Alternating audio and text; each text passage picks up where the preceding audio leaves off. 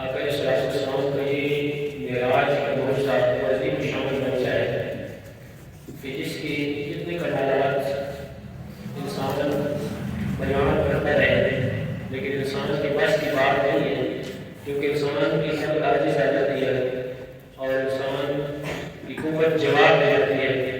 سرکار دو عالم پورے مجسم رحمت دو عالم صلی اللہ علیہ وسلم کو اللہ نے عزت کے جو کمالات عطا کیے وہ رب الجلال ہی کرتا ہے یا مصطفیٰ کریم کہتے ہیں۔ باقی مومنین کے لیے محبت کا ایک ذریعہ ہے کہ ہم آقا علیہ السلام کے کمالات کا ذکر کریں اور آقا علیہ السلام کی محبت دلوں کے اندر پیدا کریں اور آقا علیہ السلام کے ساتھ عشق کا جو تقاضا ہے کہ آپ کی اتباع، آپ کی سنت کے اوپر عمل اور آپ کی لائی شریعت کے اوپر عمل کر سکیں اور اپنی زندگی کے اندر انقلاب برپا کر سکیں۔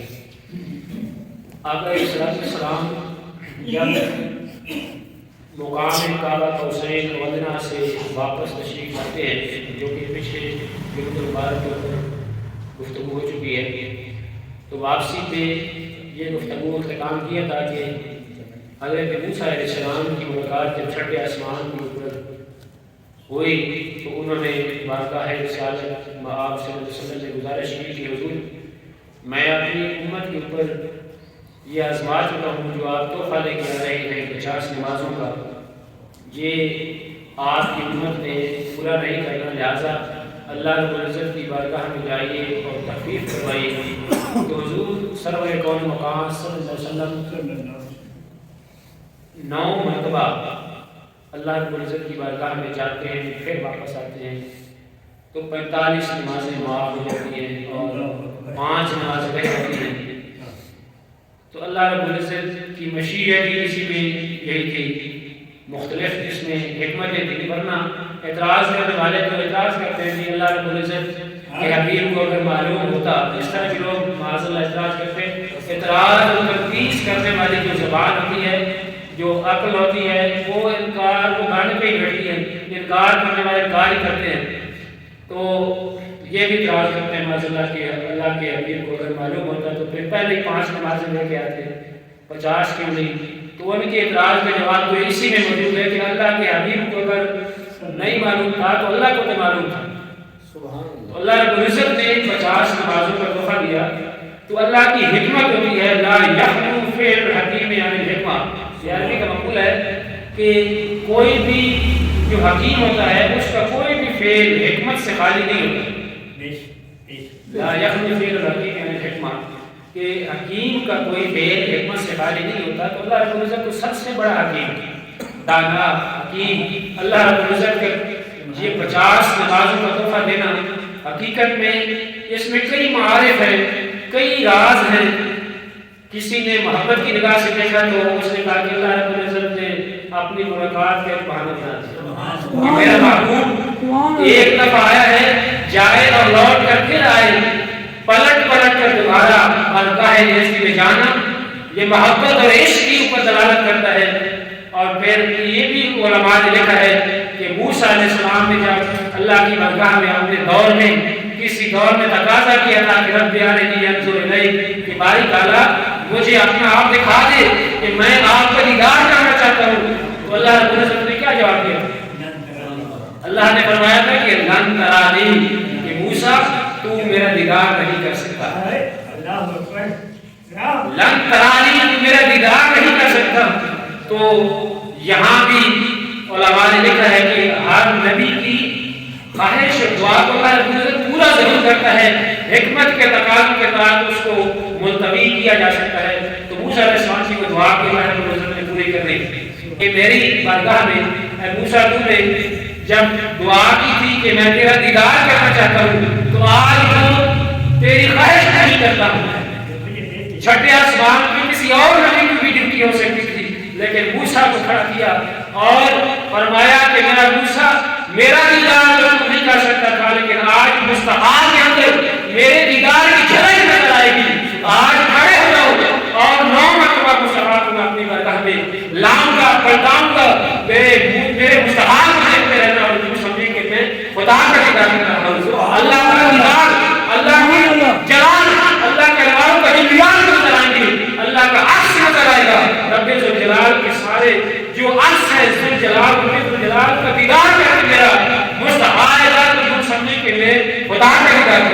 سبحان اللہ سبحان تو اللہ. یہ بھی علماء نے لکھا ہے کہ یہ بھی حکمت ہو سکتی تھی کہ بار بار لوٹنا. تو اللہ رب العزت نے یہ نمازوں کا تحفہ عطا کیا اور پھر یہ کرم فرمایا کہ جب آخری دفعہ حضرت موسیٰ نے گزارش کی کہ اے مصطفیٰ کریم ایک دفعہ پھر جائیے یہ بھی امت نے نماز ادا کر دی 5 نمازیں.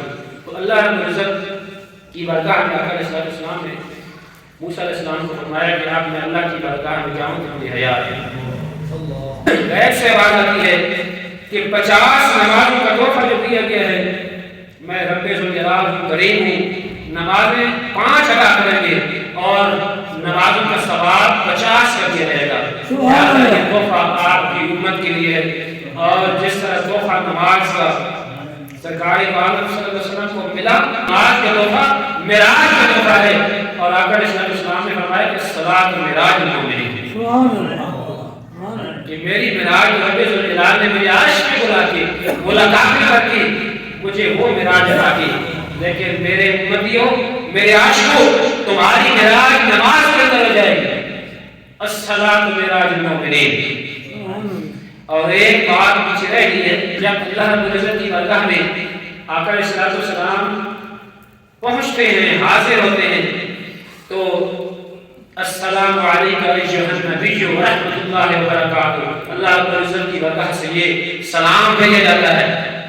اللہ رب العزت نے سلام کس انداز سے بھیجا السلام علیکم ایھا النبی ورحمۃ اللہ وبرکاتہ کہ سلام ہو تم پر اے میرے نبی اے میرے محبوب. تو اللہ رب العزت نے یہ سلام فرمایا کہ السلام علیکم ایھا النبی ورحمۃ اللہ وبرکاتہ کہ سلام ہو تم پر اے نبی اور اللہ کی رحمت ہو اور اللہ کی برکات ہو. تو آقا علیہ السلام نے آگے کیا جواب دی؟ آقا علیہ السلام نے آج کیا کہ السلام علینا وعلی عباد اللہ الصالحین. کہ باری تعالیٰ مجھ پر تو تم نے سلام بھیجا ہے میں تیری بارگاہ میں دعا کرتا ہوں السلام علینا وعلی عباد اللہ الصالحین کہ ہم پر بھی سلام ہو اور تمام نیک بندوں کے اوپر سلام صالحین کے اوپر میرے غلاموں کے اوپر میری امت کے اوپر سلام ہو. آقا علیہ السلام نے یہ دعا کی کہ السلام علینا وعلی عباد اللہ الصالحین کہ ہم پر بھی سلام ہو اور تمام مومنین تمام صالحین کے اوپر بھی سلام ہو. پھر نماز کا تحفہ عطا کیا گیا اور پھر آقا علیہ السلام واپس تشریف لاتے ہیں. آپ کو مشاہدات بھی کروائے گئے اور کئی رموز اور کئی ایسے ایسے مشاہدات ہیں جو بڑے تفصیل سے احادیث کی کتب میں موجود ہیں. تو مختلف قسم کے وہ ابھی اس جمعہ مبارک کے اوپر ابھی ان کا وقت نہیں ہے. تو آقا علیہ السلام جب تشریف لاتے ہیں اور جس طرح جس بستر مبارک سے گئے وہ بستر مبارک اسی طرح گرم تھا اور دروازے کی ٹوکری اسی طرح پھیل رہی تھی. وضو کا پانی اسی طرح وہاں سے چل پڑا تھا. جس کو سمجھنا بڑا آسان ہے کہ جان ہے وہ جہان کی جان ہے تو جہان ہے. یہاں پہ نہیں بنانی چاہیے. یہ اتنے بڑے سفر پہ جانا مسجد حرام سے مسجد اقصیٰ پھر 7واں آسمان کا سفر اور پھر جنت دوزخ کی سیر اور مشاہدات کمالات سدرۃ المنتہا اللہ کی برکات اور پھر راز و نیاز کی باتیں یہ ساری چیزیں اپنی جگہ. تو جب اللہ رب العزت کہ پیارے حبیب علیہ السلام اتنا لمبا سفر کر کے واپس تشریف لاتے ہیں تو پھر جسم مبارک بستر مبارک اسی طرح گرم دروازے کی ٹوکری کا ہلنا اور وضو کا پانی چل پڑنا یہ کسی عارف نے لکھا ہے کہ اللہ کے حبیب اس کائنات کی جان سبحان اللہ. جب جان جسم سے چلی جاتی ہے تو جسم مردہ ہو جاتا ہے اسی جگہ رک جاتا ہے اور جان آ جائے تو جسم وہیں سے پھر ہلنا شروع ہو جاتا ہے. اس کے اندر جان آ جاتی ہے حرکت آ جاتی ہے. اس کائنات کے جسم کی جان سرکار دو عالم صلی اللہ علیہ وسلم کی ذات. آپ اس کائنات کے اندر موجود تھے جس میں ادھر کے ساتھ تو کائنات چل رہی تھی. آپ کو وجود بار صحیح جب یہاں سے اللہ رب العزت کی بارگاہ میں اوپر جاتا ہے تو کائنات رک گئی تھی اور جب واپس تشریف لاتے ہیں آقا اسلام کی کائنات وہیں سے کرنا شروع ہو. سبحان اللہ. جب تک کائنات چل رہی ہے یہ بھی دلیل ہے کہ سرکار دو عالم صلی اللہ علیہ وسلم ہمارے اندر موجود ہیں. سبحان اللہ. کائنات کا نظام چل رہا ہے، سرکار دو عالم کا کرم ہے، سرکار کا وہ دست کرم ہمارے اوپر ہے کہ کائنات کا نظام چل رہا ہے، کاروبار چل رہا ہے. جب اللہ رب العزت چاہے گا اس کائنات کو روک دے گا، لیکن اللہ کی حکمت ہے، یہ دلیل ہے کہ سرکار دو عالم صلی اللہ علیہ وسلم ہمارے اندر موجود ہے. علیہ السلام نے جب لوگوں کو بتایا، قریش مکہ کو بتایا، کفار و مشرکین کو بتایا کہ رات کو رب ذوالجلال نے مجھے اپنے دیدار خاص اور ملاقات سے نوازا ہے، اور اتنے مختصر سے وقت کے اندر میں مسجد حرام سے مسجد اقصی بھی گیا اور مسجد اقصی سے آسمانوں کی سیر کی، جنت دوزخ کی سیر کی، اور اللہ رب العزت کی بارگاہ میں پہنچا. رب ذوالجلال نے مجھے اپنا دیدار خاص عطا کیا. فَأَوْحَىٰ إِلَىٰ عَبْدِهِ مَا أَوْحَىٰ کہ مجھے راز و راز کی باتیں بتائی. یہ سارا جب آقا علیہ السلام نے بتایا اور فرمایا کہ رات کے تھوڑے سے حصے کے اندر یہ واقعہ رونما ہوا. یہ معجزہ تھا آقا علیہ السلام کا. اور عشق کی آنکھ صدیق اکبر کی آنکھ نے دیکھا تو صدیق بن گیا، ابو جہل کی آنکھ نے دیکھا تو ابو جہل بن گیا. تو ابو جہل جہل کا باپ جس کا نام عمر بن ہشام تھا، عمر بن ہشام، لیکن آقا علیہ السلام نے اسے لقب دے دیا کہ یہ ابو جہل ہے، جہل کا باپ. کیونکہ وہ اتنا جب سرکار کی معجزوں کو دیکھ کر، سرکار کے کمالات کو دیکھ کر بھی آپ پر ایمان نہ لا سکا اور آپ کے اوپر بڑے اعتراضات کیے، انگلیاں اٹھائیں، آپ کو تکلیفیں پہنچانے میں پیش رہا. تو آقا علیہ السلام نے اسے ابو جہل کا خطاب دیا. کفار مشرکین ابو جہل کی سرکردگی میں، جن کا سردار ابو جہل تھا، وہ آئے اور آقا علیہ السلام کی بارگاہ میں، اور انہوں نے ان کافروں کا ایک وفد آیا اور انہوں نے کہا کہ اگر آپ یہ دعویٰ کرتے ہیں، انہوں نے اپنی تدبیر کی کہ آپ صلی اللہ علیہ وسلم کو نماز یا جھوٹا ثابت کریں گے. انہوں نے سوالات کرنے کی کوشش کی. تب کہتے ہیں کہ آپ مسجد حرام سے مسجد اقصی گئے ہیں، تو آپ یہ بتائیے کہ مسجد اقصی کے اندر الماریاں کتنی ہیں، دروازے کتنے ہیں، وہاں پہ اوپر مسجد اقصی کی چھت کے اندر جو کڑی ہیں وہ کتنی ہیں. اس طرح کے سوالات ہیں.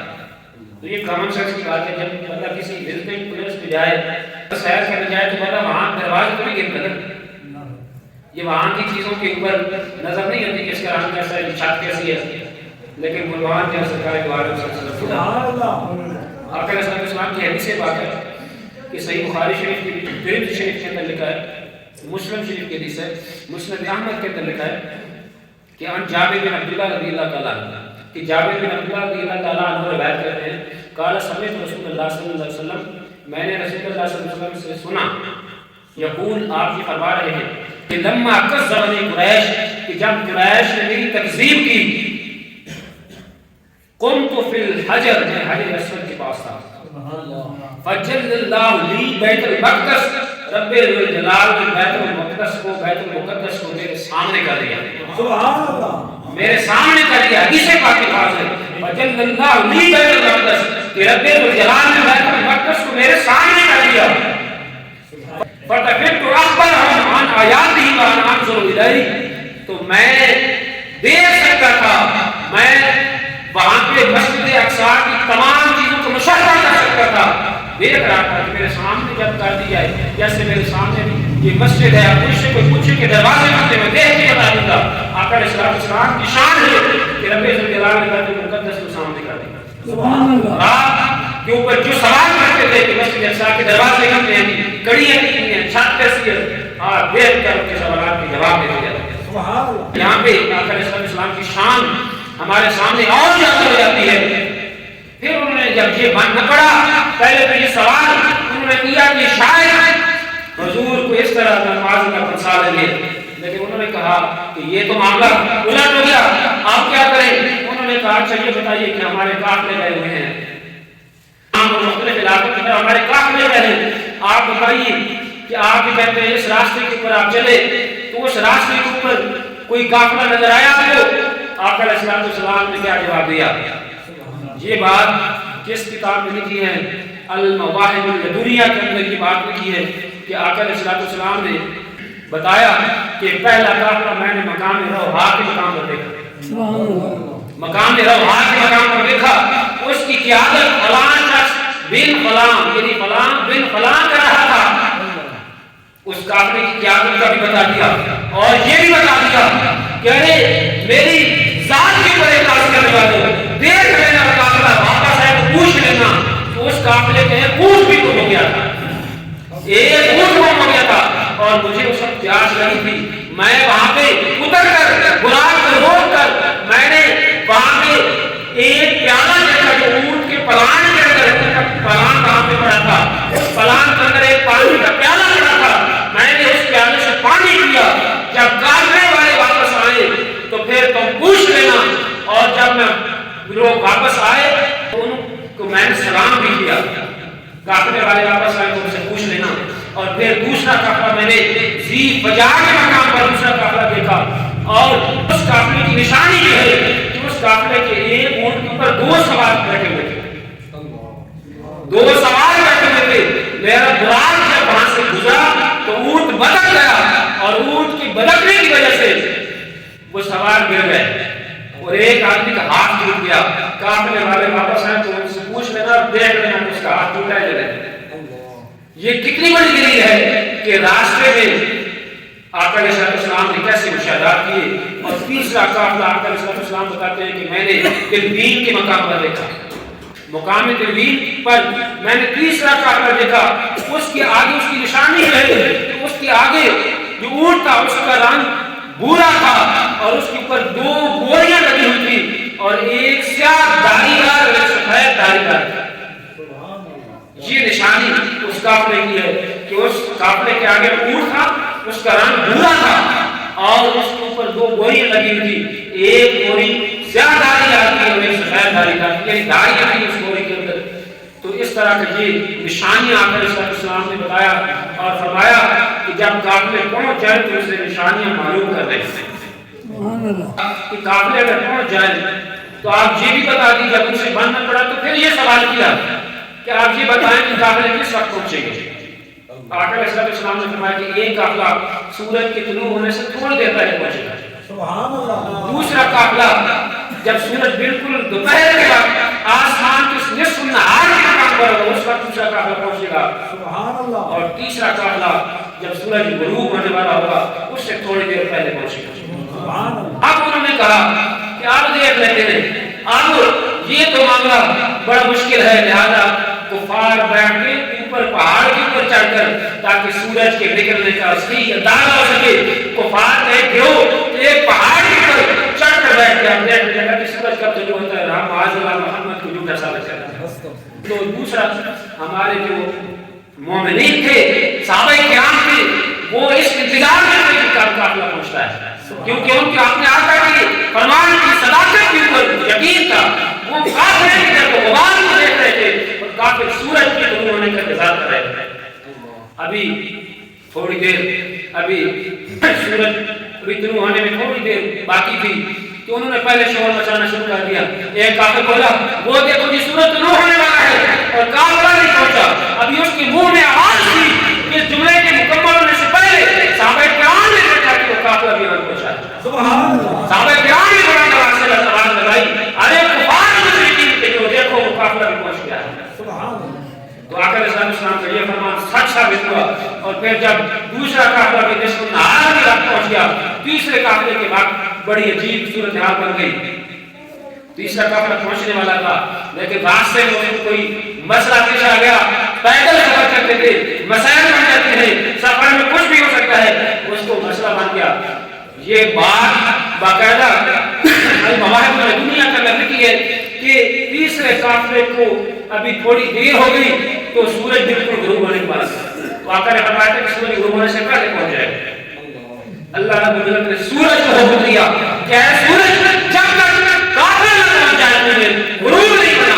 سورج رک رہا اور کافی دیر تک سورج رک رہا، ادھر قافلہ نہ کر کے سورج غروب ہوتا ہے۔ سبحان اللہ۔ تو یہ تو رب کے نظام ہے کہ اپنے مصطفیٰ کو کیسا نظام کر رہا ہے، بس قدرت کے ساتھ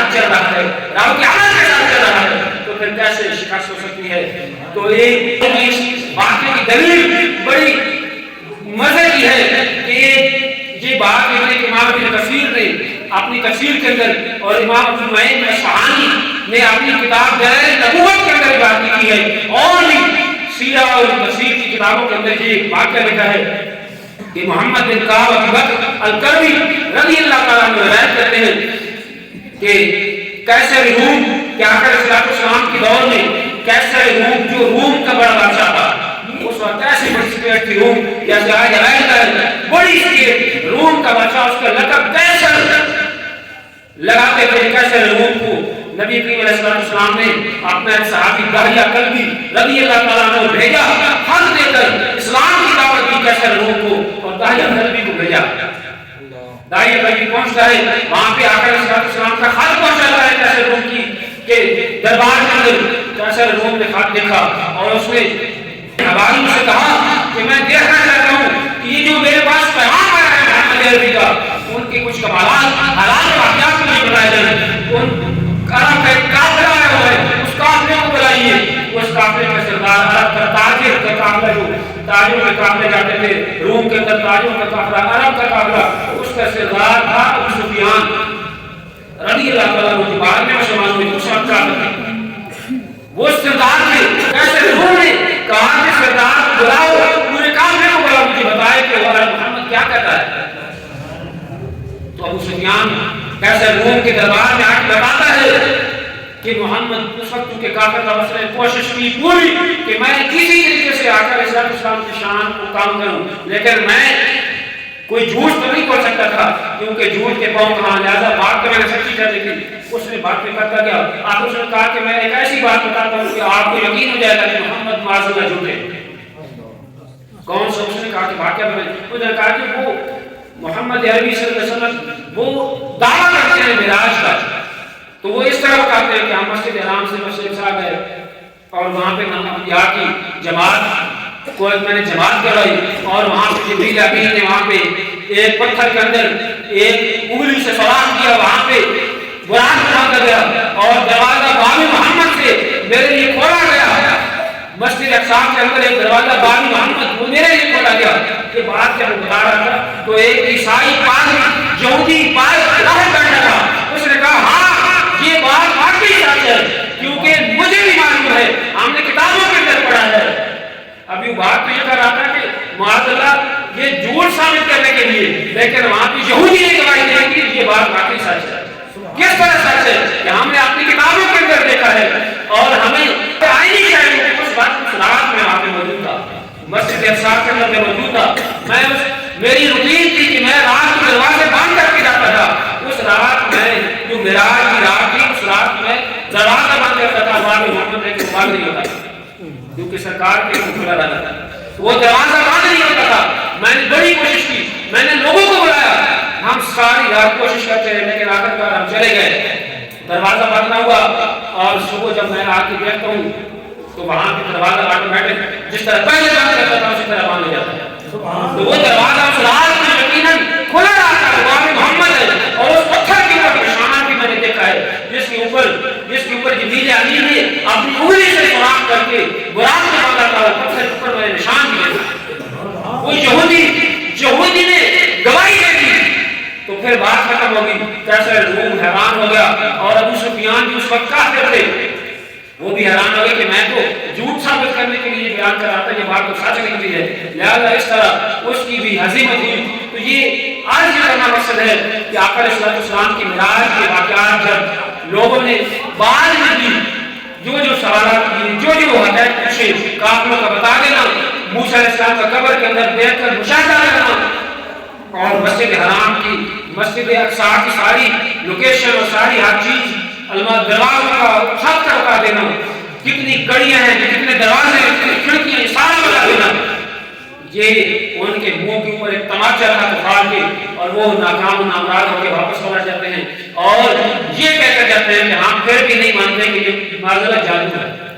تو جس کے دل میں عشق نہ ہو، محبت نہ ہو، وہ پھر ایسے ہی کہتا ہے، لیکن آقا علیہ السلام نے ہر چیز ان کو کھول کر بیان کر دی۔ اللہ رب العزت ہمیں عمل کی توفیق عطا فرمائے، اور سرکار کے والد صلی اللہ علیہ وسلم کے کمالات کو سمجھنے کی توفیق عطا فرمائے۔